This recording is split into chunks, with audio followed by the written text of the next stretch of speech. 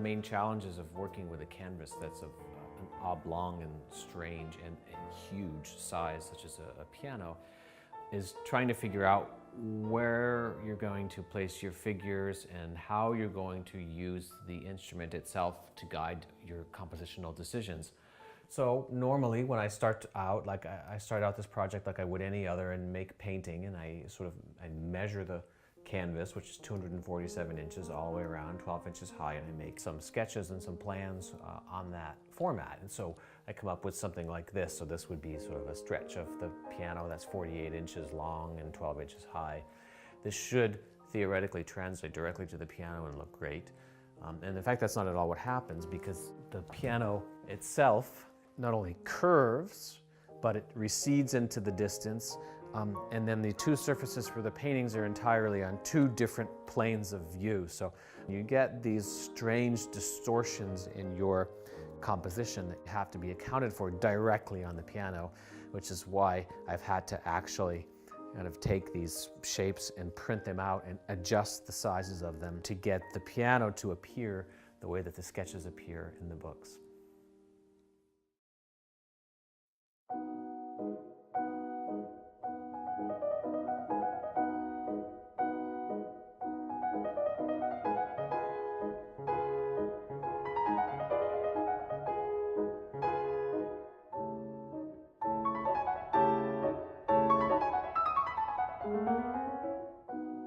So today is a big day. We have the entire design transferred onto the rim in graphite. And today is the day that I begin the glazing process. Glazing is a very, very old master technique, and it is a process that I'm going to be using to paint this piano. It's actually an optical effect that imitates stained glass. So if you keep the layers of paint very thin and the layer of board underneath it is bright white, like this is, the light will actually pass through this layer, and you can see the white underneath. It bounces off the white, passes back through the layer, and then to your eye. So then when you start putting multiple layers on top of it, the light will go in and out of these multiple layers and create these translucent and optical effects that you just can't get if you put a layer of thick paint and there's no interaction of the light through the paint to the board below. And then we'll start adding colors over the top of that, and that's when it will really start to glow.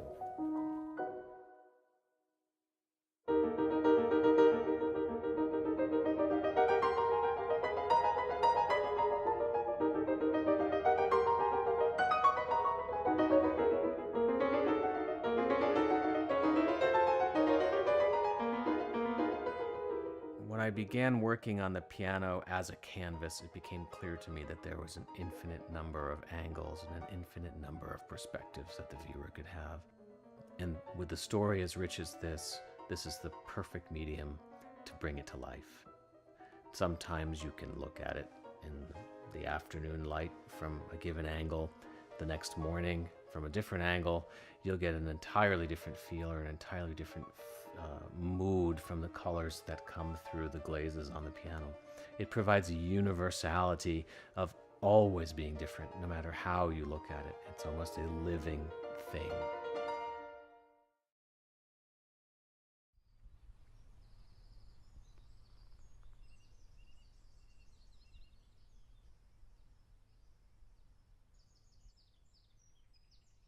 This is an historic piano for many reasons that I'm very proud to be a part of.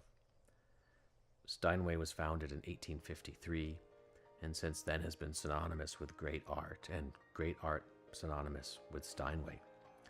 It's exciting that 150 years of progress has brought us to the point where we can bring these two things together that does justice to the greatness of pictures at an exhibition and to the legacy of a Steinway piano. One of the ideals that I've had was to bring to life this period of history that's lost in many ways. There's an entire period of Russian culture that I've tried to bring back to life, to retell a story in a way that is in many ways interactive and three-dimensional and both challenging for the viewer but also entertaining for the viewer. One of my favorite illusions on the piano is how this massive instrument weighing over 1,000 pounds appears to float on top of Baba Yaga's hut, which is intricately hand carved, glittering with gold leaf and sparkling with color. Almost as if the weight of this piano is being held up and carried around by the history of Russia itself. I can't wait to hear pictures at an exhibition come out of this instrument, to have the vibrations of those strings create sound that bounces off of my painting and out into a concert hall is just a level of art that I never imagined I'd have the chance to create.